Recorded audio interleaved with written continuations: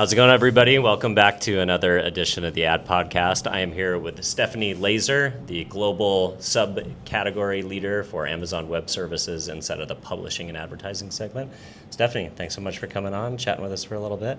Thank you for having me. Yeah, so tell us a little bit about yourself, where you sit inside of the massive advertising web services organization, and what have you been up to at Cannes this week? What have you been evangelizing? Sure, absolutely. So I'm Stephanie Laser. I am on the Media, Entertainment, Games, Advertising, and Sports team at AWS. Yes, big, lengthy name, lots of customers. Sure.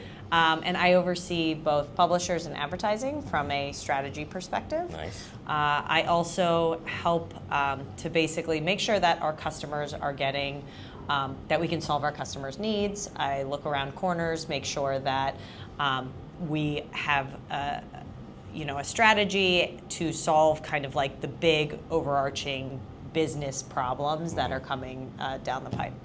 So from a advertising perspective, and what we really focus on in Cannes is we look at it as advertising customers. So think about that like agencies, SSPs, DSPs, any ad platforms that Anybody kind of that plugs into the Amazon advertising ecosystem, or more from helping them with their hosting and that piece of it? So it is, we help people build advertising businesses. It is different than Amazon Ads. So Amazon Ads is the advertising business. Inside of the Amazon ecosystem. Inside of the Amazon ecosystem, so they help monetize Prime Video and IMDb and Amazon.com. But for us, we're the infrastructure layer that supports that, right? So they're both a customer. They use AWS services. Nice.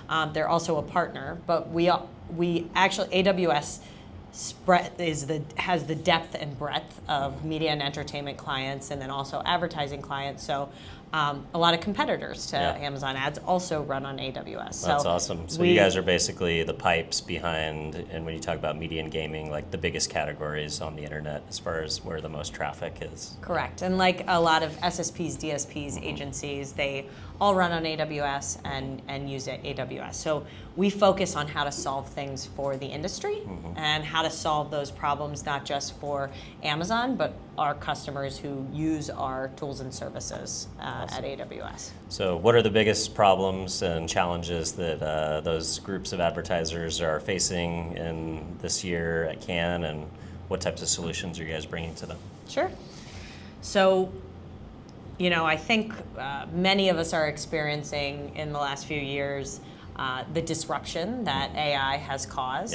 That presents for a lot of our customer base both risks and opportunities for them to be able to adopt the technology in a way that's very positive and helps them to accelerate their business. So when you look across the ecosystem, many are starting to use agents and agentic workflows to help them be able to modernize their business and to help them leapfrog competitors, right? Because if you can make your processes tighter, if you can make them less time, if you can make them more efficient, you can actually serve much more customers. So from a sell side perspective, we help customers like Warner Brothers Discovery, which we just talked about this week, who is creating essentially a agentic platform to help them with ad operations.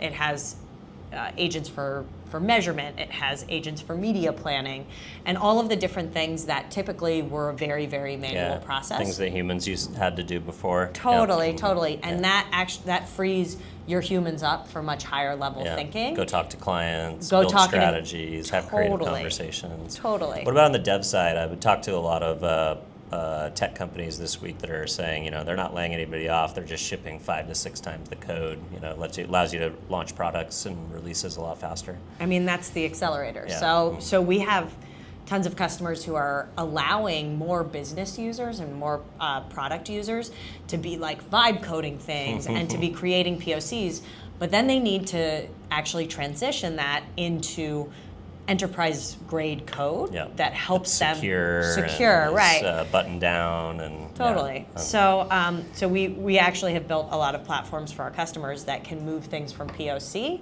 into actually production grade production grade software. Wow. We have a service called Agent Core. Agent Core essentially uses all of the different LLMs that we have on Amazon Bedrock, and you are able to use Agent Core to basically build agents. And in building those agents, a lot of it is like managed service, and that means that your security, your governance, all the pieces that are really necessary for enterprise grade software, it kind of does it automatically. So helping our customers to take things and move those innovations, like this is an incredible time. It's wild, right? Yeah, it's crazy. So I had a conversation with another DSP this week that said, we spent most of our career trying to figure out how to eliminate bots from the conversation, like the fact that bots were traditionally looked at as fraud, things you didn't want ad impressions firing in order to, you didn't want to pay for bot traffic, essentially, right? Well, now we're in a new world where agents are, advertisers are advertising to those bots. It's basically ads firing, not to show them like, what you and I would consider an ad, but a signal to an LLM or a bot, and basically saying, I'm relevant to the thing that you're looking for. So now we are actually optimizing for advertising to bots versus getting rid of them. I wonder if you're thinking about that paradigm at all. Yes, I'm thinking about this in many, many different aspects. I'm a sub-industry leader for two different industries, one being publishing, which creates high-quality, verified content. It's really important to be able to, for those types of customers, to be able to protect their content and to be able to use that opportunity to monetize it. So we've actually released some new services in the last week that help with monitoring the bots that come to your website. It actually helps you to block those bots, and then it helps you to monetize those bots. So creating almost like a paywall, so that agents can come in and pay for content, right? Now you think about it on the other side with advertisers. Advertisers want you to discover this. They want to get discovered in order to, for that agent. Sell goods and services, exactly. right? Do their advertising thing, right? And so they really want to make sure that their products are surfaced, that they are thinking through. And so we've moved from this place in which advertisers have heavily relied on search engine optimization, and now when people are looking through a different distribution channel, which is AI, they need to start doing optimizations to make sure that that AI can start to pick up those particular things. And that involves optimization of websites, right? There's a human experience in a website, right? And that's going to be a different experience than kind of the agent experience of a website.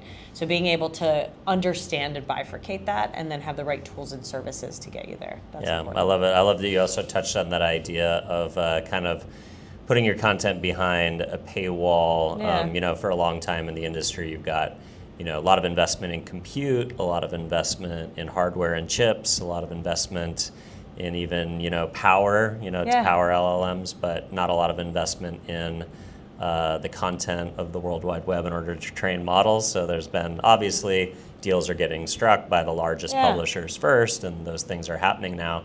But it's pretty awesome. I've heard two conversations this week, and I hadn't heard it before, one with you and one with a newsletter company talking about how they're building capabilities in order to allow users to say, hey, do I want to flick the switch and let my content be discoverable because I want AI trolling my content at the least possible cost, or do I want it to be something that's proprietary and that people have to pay for? So it sounds like we're building in exchange for the words on the internet, essentially. Yeah, I mean, when you think about the way that AI functions, right? There's tokens. There's the infrastructure that supports it. There's also the models that's built on, but then underneath that is really the knowledge or the information that feeds into it. And I think what some people have to understand is that a lot of the information ecosystem exists on this verified content, right? So being able to monetize that content is so incredibly important for those companies to be able to continue to have a revenue stream where they employ journalists, all of that kind of create stuff more like content, that. Create more and continue to make the models better, because eventually if it's just bots stealing from bots and then writing for bots, it just becomes probably a language we won't be able to understand, right? It is. If you're training it, it's model collapse. Your models will collapse if they're not trained on high quality information. So we're really excited and proud that WAF has released new features that allow our customers to block and to be able to monetize. And agents can now buy content through CloudFront and WAF. That's pretty cool. Yeah. Awesome innovations. Well, super exciting stuff that you get to work on every day. Sounds like a fun time. Yeah. If folks at home want to learn more or kind of tune into your thought leadership, where do you want to send folks to stay in touch? Sure. Probably LinkedIn. Okay. That's my probably. That's your jam. That's my jam. LinkedIn. I tweeted for a while. I was a Twitter person, but I did not maintain it after going to X. Totally. And so I think we'll stick to LinkedIn on this one. I like it. Awesome. Well, thanks for spending some time. Appreciate it. Cool. Awesome. Thank you Cheers. so much. Thanks, everybody. Finding the right audience to build a media plan requires hours of research. And optimizing campaigns is time-consuming and a bit of a guessing game. That's why we built technology to do it for you. Strike Social.